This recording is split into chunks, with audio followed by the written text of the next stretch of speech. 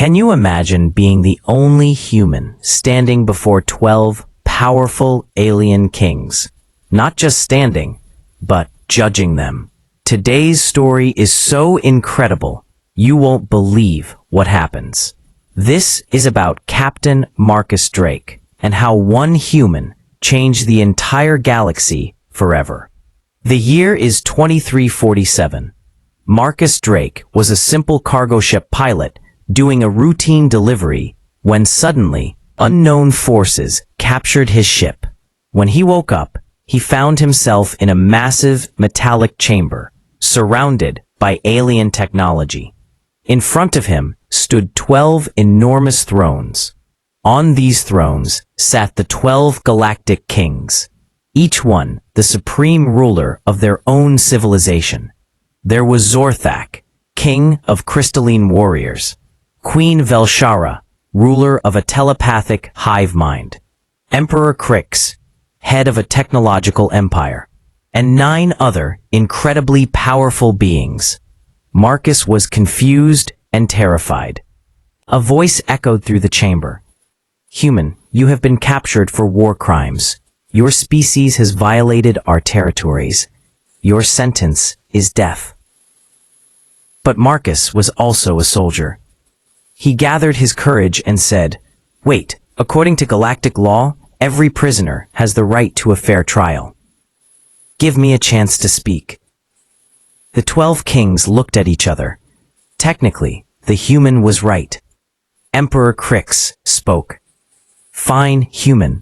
You have 12 hours. Each king will question you for 1 hour.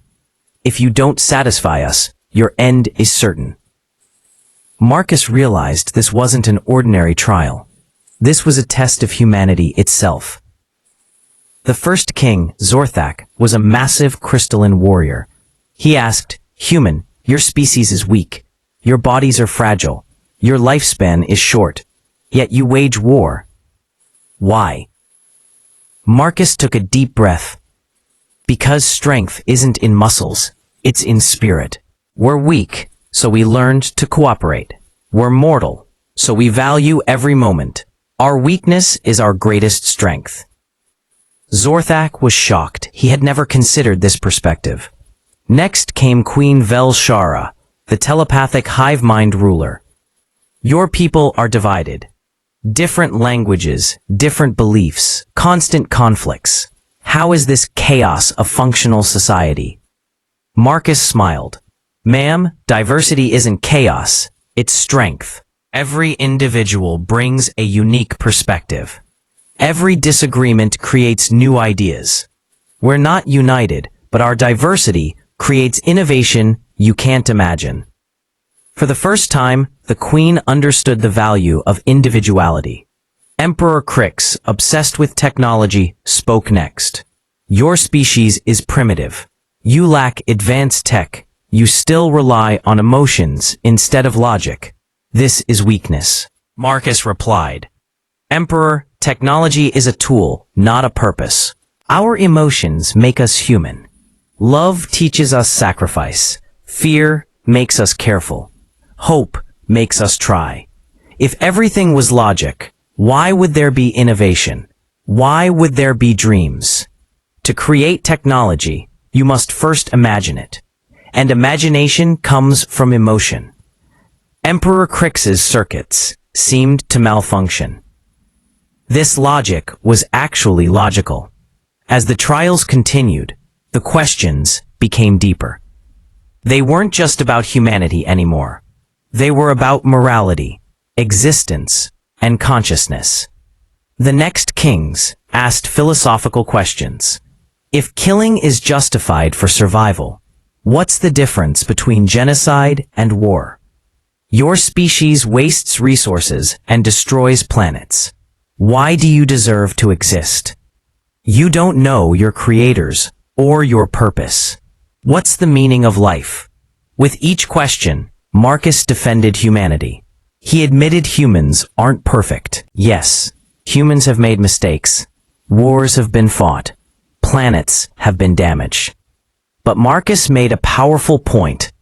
Yes, we've made mistakes, but the difference is We acknowledge them. We learn from them. We try to improve.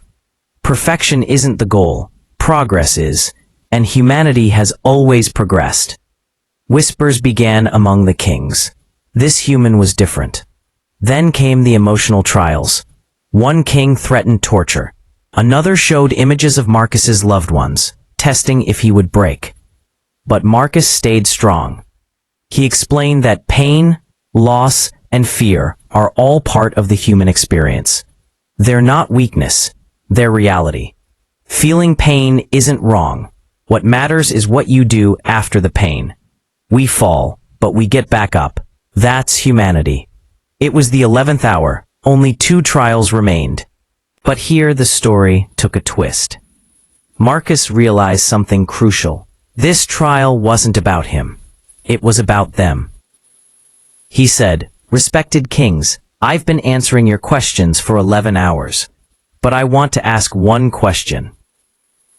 Everyone fell silent. You, rulers of 12 powerful civilizations. You conquer, you rule.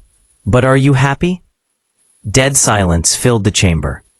Marcus continued, "You captured me because apparently humans violated your territories. But what's the reality? You yourselves fight for territories. You wage war for resources. You kill for power. So my question is, who is judging whom?" The energy in the chamber shifted completely. The tables had turned. The final king spoke, the oldest and most powerful, who had witnessed thousands of years. "Human, you are brave and intelligent. You've questioned us at every turn. But one last question. If we let you go and you return to your species, what will you tell them? That there are 12 powerful kings in the universe who fear you?" Marcus thought seriously, then said, "No. I'll tell them there are 12 civilizations in the universe who are alone, who forgot humanity in their pursuit of power. And if we cooperate, if we build understanding, we can all become stronger. I'll tell them that aliens aren't scary. They're just different. And accepting difference is true strength." The 12 hours were complete. It was time for the verdict. The 12 kings deliberated, then one by one gave their judgment. Zorthak. "This human taught me a new definition of courage. Not guilty." Queen Velshara. "He showed me the value of individuality. Not guilty."